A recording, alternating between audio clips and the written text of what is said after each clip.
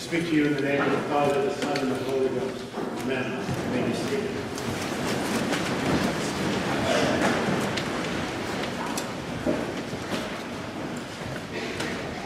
I love fishing stories.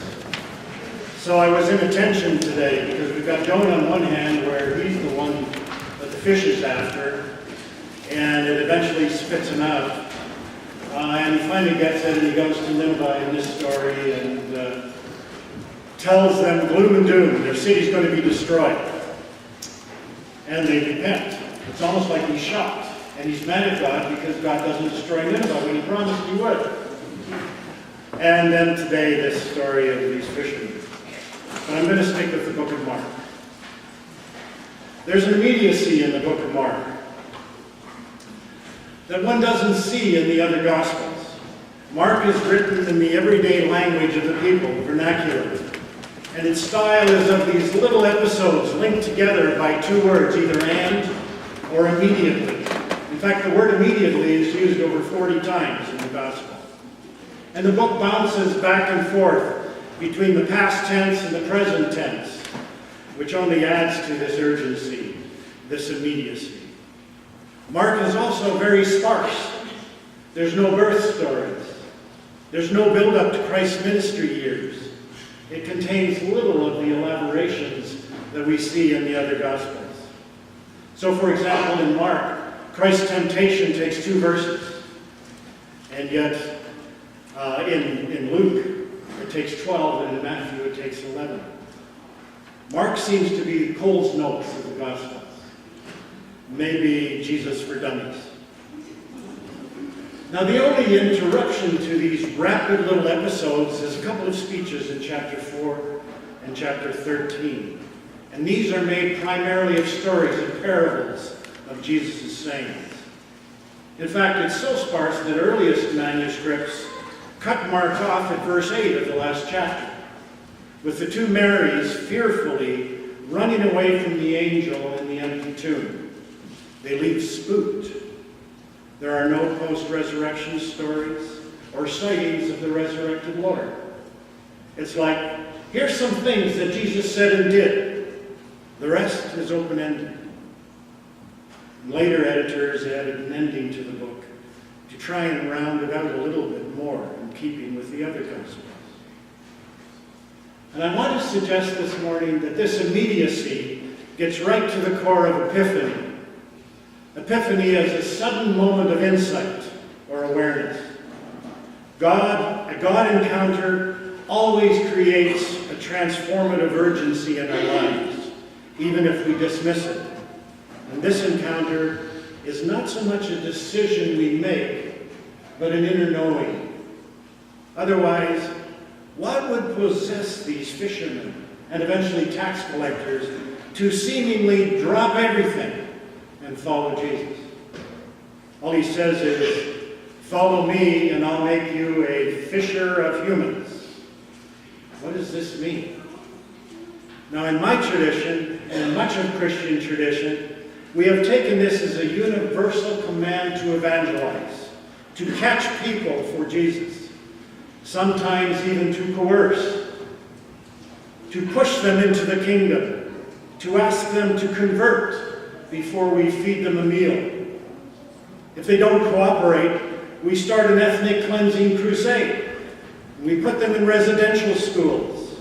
We force them to feel inferior to our chosen way of life. And then insist they speak our language, eat our food, wear our clothes, and we try to make good cultural Christians out of them. What if Jesus meant this metaphor of fishing specifically for these disciples? These men on the beach were, after all, fishermen. They were born into this occupation. They'd been trained by their fathers to do this to make a living. It's what they did. And they were good at it. They even had employees. And Jesus was simply speaking their language. It's a specific metaphor for them, not a universal command. It's an invitation to be a different kind of fisherman. Instead of just doing a job for yourself, for your own success, for your own ego to meet your own selfish needs. Fish for the kingdom. Fish for the soul. Because it's not just food that matters. It's people. Join me. Let's put people first. If the people on the beach had been teachers, architects, carpenters, doctors, engineers, mechanics, homemakers, clerks, or retired, would Jesus have used the same metaphor? I don't think so. God speaks to us where we are. To the rich, he says, sell all you have and give to the poor. Is that literal? To the poor, he provides a blessing. Is that an invitation to revel in your poorness? No. It's a hint on how to be rich and to manage that. It's a hint at how to manage being poor. Follow me and I'll make you a carpenter that thoughtfully builds homes for families and seeks to make his or her own home or own house a home. Follow me and I'll make you a teacher that invites people to discover the knowledge that is at the core of their being. And when I get a chance, I love leading worship for others. Follow me and I'll make you a parent that nurtures and loves children and has made my home a safe place for children to gather. Follow me and I'll make you a retiree who mentors the young and reassures my fellow retirees that the most significant years are the ones we're still living. And maybe I'll volunteer at hospice or the Upper Room Mission. Follow me and I'll make you an engineer or an architect for the kingdom. Let's build and design things that bring beauty in space, serving people in their worlds. And occasionally I'll even cook a meal for messy church. Follow me and I'll make you a store clerk who not only checks groceries, but notices all these stressed shoppers and yet anticipates the gift of their family meals together. For every meal can be an invitation to Eucharist, a sacred meal. Oh, and occasionally I cook and offer hospitality in a care home. Vocation is not about what I do, but from where I do it. I seek to do all from the core of my being in God. This is immediacy. This is necessity. The philosopher Plato said that education isn't telling people about new things. It was more about extracting from their memories what they already knew. And this makes education an epiphany, not just a bunch of facts. It's like, wow, if I go there, that changes everything. It touches something that you've been unconsciously aware of all your life because it resides at the core of your being. Agnes Sanford, a Catholic sister, her epiphany is a metaphor. She says that before we were born, God sits down with us and gives us our sealed orders. And our sealed orders aren't what we're supposed to do, but they're our unique way of both giving and receiving love. But then in our world, because of circumstance, that reality, those sealed orders tend to get rubbled over. Jeremiah had an epiphany. Before I was born, you knew me, he says. Now if we believe that, the psalmist had an epiphany. You placed a song in my heart. Epiphany isn't a celebration of some past calling for the wise men or for these fishermen. It's a personal realization and awareness of something that you've always sensed or known. What is your song? What is your unique way of giving and receiving love? A lot harder to receive love because it makes you lonely. This isn't primarily a heroic story about 4 rugged fishermen who decided to sacrifice everything to serve the Lord. This is a story of a God encounter, demonstrating what happens when God invites us to live our inner vocation, our way of giving and receiving love. Not just as a job to earn, accumulate, and feed our egos, but as our way of being in the Word. And what Jesus is asking them, and perhaps us, is, does your way of being tend to control or help you handle your circumstances? Or do your circumstances determine your way of being?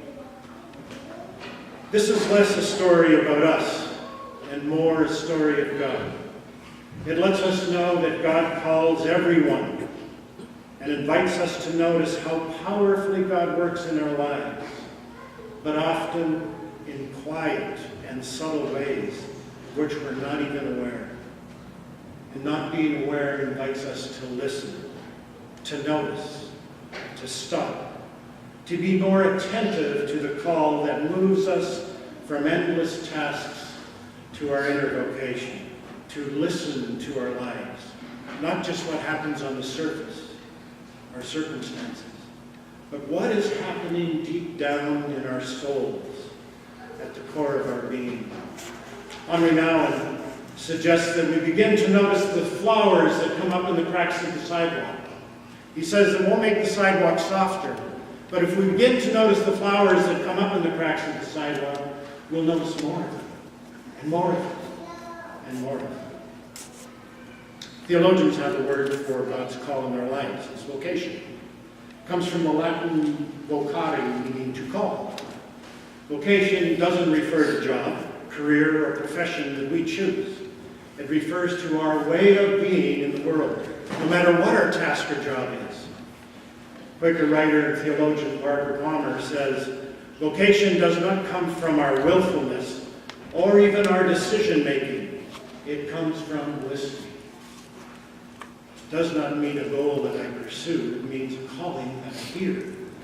And he talks about us uniting and linking soul and role, as the process of listening to our lives, and invites us to let our lives teach us. Now, this doesn't mean we don't have choices to make. We do make choices. But God is the one who calls and is at work in those choices. Yes, there is a sense in which I choose to follow Jesus. But in our choosing, I have been chosen. In my seeking, I have been sought. You did not choose me, but I chose you, Jesus says. And I appointed you to go and bear fruit. Fruit that lasts. Whatever you do, help people catch the fruits of the Spirit. Now, I don't know about you, but occasionally I forget that. It gets rubbled over. It happened to the disciples too. A few verses down, or a few chapters down in Mark, when things get a little rough, and it hasn't quite worked out the way they had hoped. They say, but we left everything to follow you. Look what's happening. This isn't going to end well. And this isn't always the comfortable way. When we find out that there are problems with our church hall, we find ourselves saying, but our coffers are already empty. And I can't give, my RSP is also empty. I still have a mortgage. Where are we going to go? What are we going to do? We gave up so much to follow you. Where's the payback? Following Jesus isn't always the easy way. Jim Wallace points out the great tragedy of modern evangelism is in calling many to belief, but few to obedience. And I think this is true. This is the price to be paid for those who dare to follow Jesus. It's the cost of obedience. It's the cost of going where he leads, and that means sometimes the willingness to leave other things behind. It's not the easy way. Love can be hard, and we so easily can settle for leftovers for the easy way out. I heard a pelican story recently about pelicans in Northern California. And when I lived there, I loved watching the pelicans, both in terms of their catching of fish, because I noticed that when they catch fish and all the seagulls come around to try and steal it, they never retaliate. They just go about their business. Something inside of them controls that behavior, and their behavior is not controlled by their feelings about themselves don't seem to be controlled by circumstance.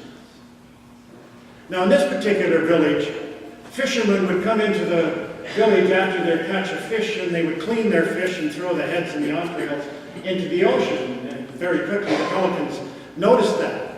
An easy, free meal. And they began eating the leftovers instead of going out and fishing.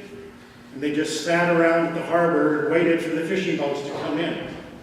But then things changed. The fishermen found out that they could sell the heads and the entrails for fertilizer. And so they no longer threw it in the water. But the pelicans didn't change. They just sat by the water and waited for the fishing boats to come in and give them a free meal. And all the while, they began to grow thinner and thinner. Eventually, this is a true story, by the way, wildlife officials showed up and came to check on the situation. And they came up with a plan. They brought in pelicans from another area to join this flock and to teach the starving birds how to fish again. From time to time, perhaps we in the church, individually and collectively, act like these pelicans.